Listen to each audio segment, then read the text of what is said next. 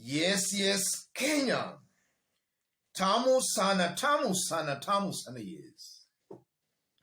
About 1 day ago, Samson Cherargei, Nandi Senator, a William Ruto ally, took to his social media accounts and had this to say: Senator Kiprotich Arap Cherargei, the resignation of IEBC commissioners Vice Cherera and Nyang'aya is long overdue after putting the country in precipice of anarchy and has put Tingas Mandamano into limbo, confusion and political oblivion. The government should deny him police permit cause Kenyans need to work. That's Nandi Senator Samson Cherargei. He is urging the police, or rather, he was urging the police to deny Raila Odinga and Azimio Brigade the permit to hold their meetings at Kamkunji grounds and at Jacaranda. That's not the only William Ruto ally who has been attacking Raila Odinga over the planned meetings. Some few days ago, we saw Tarakaniti Governor Mudhomi Njuki also attacking Raila Odinga and even threatening Raila over the planned meetings. And we have also seen some of William Ruto's allies, even from Luo Nyanza, such as Obado, also threatening Raila Odinga over the planned meetings. Some few days ago, Moses Kuria also threatened Raila supporters over the planned meetings. So there is a feeling amongst a good majority, or rather a good number, of William Ruto's allies that Raila Odinga should not be allowed to go on, rather to proceed with these planned meetings. That's the perception, rather that's the feeling amongst a majority of leaders supporting William Samoei Ruto. And earlier today, or rather today, Inspector General of Police issued a press statement as follows: Office of the Inspector General, National Police Service. Press statement: political rally by Azimio Party on December 7th, 2022. The National Police Service takes cognizance of the planned political rally by the Azimio Party scheduled for 7th and 12th December 2022 in Nairobi. In respect of the Constitution of Kenya 2010, under Article 37, which provides that every person has the right to peaceful gathering, demonstration, and picketing.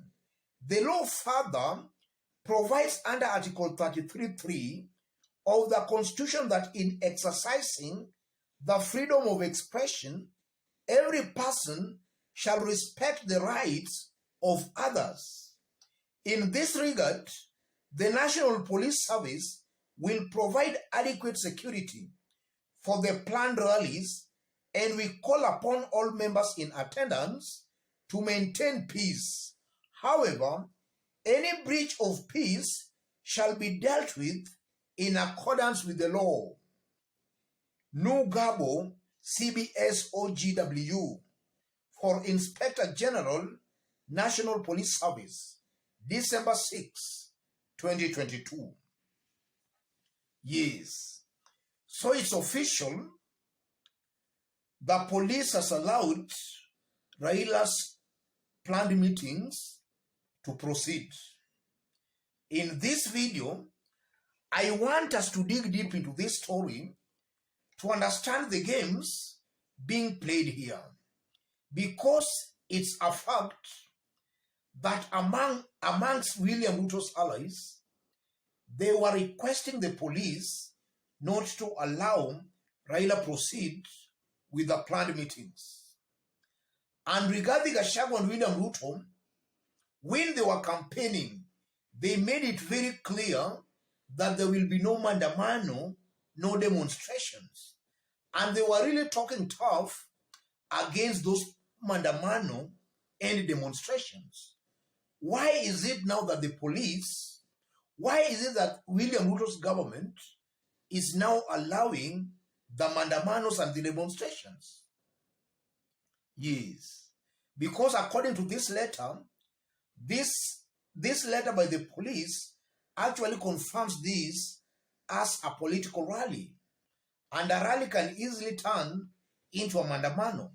So in a nutshell, William Ruto's government is softening its stance, or rather its stance on Raila Odinga. Let's dig deep to understand exactly the games being played here.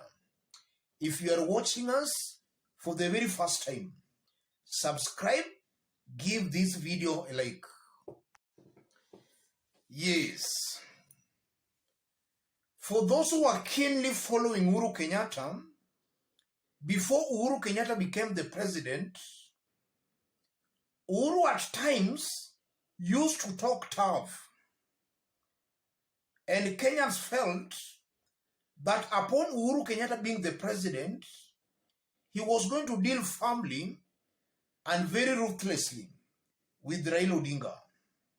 And some of Uhuru Kenyatta supporters, who are now William Ruto supporters, were saying Uhuru sio Kibaki, in that they meant Uhuru was going to deal ruthlessly with Raila Odinga. When William Ruto and Rigathi Gachagua were campaigning, they were talking tough against mandamano and demonstrations, and lightly against Raila Odinga. In fact, they were making it clear there will be no mandamano, no demonstrations. And I know some of you might have heard some of William Ruto supporters saying Ruto sio Uhuru Kenyatta. The same supporters were saying Uhuru sio Kibaki. So it's coming out clearly that these supporters who supported Uhuru Kenyatta and are now supporting William Ruto, they never learn. They are politically ignorant and politically naive. They don't learn. Uhuru Kenyatta tolerated Raila Odinga. And I'm seeing William Ruto most definitely might go the Uhuru Kenyatta way. That's one thing I'm now starting to see. And I'm saying that because already William Ruto has asked his members of parliament to make sure they initiate a bill in parliament that can create the office of the opposition leader. So I'm seeing a William Ruto that as time goes by, he might be forced to look for Raila Molo Odinga, to make peace with Raila Molo Odinga. And that shows clearly that the moment these people occupy State House, then they come to terms with the reality that they cannot rule without making peace with Raila Molo Odinga. And in my honest opinion, that only confirms that all these presidents, starting with Kibaki, Uhuru, and now William Ruto, they might be knowing something other Kenyans don't know. And if you look at it objectively, something tells me strongly that these presidents, from Kibaki, Uhuru, and now to William Ruto, behind and deep inside them, they know that this man Raila Odinga might be commanding a huge following more than they command. They are just leaders, courtesy to the fact that they are presidents. But in terms of the person who controls the people, then I'm seeing a very high possibility where these leaders, the presidents, they see that person as Raila Amolo Odinga. They see Raila Odinga as controlling more numbers than them on the ground. That's why before they come to power, they always talk tough against Raila Odinga.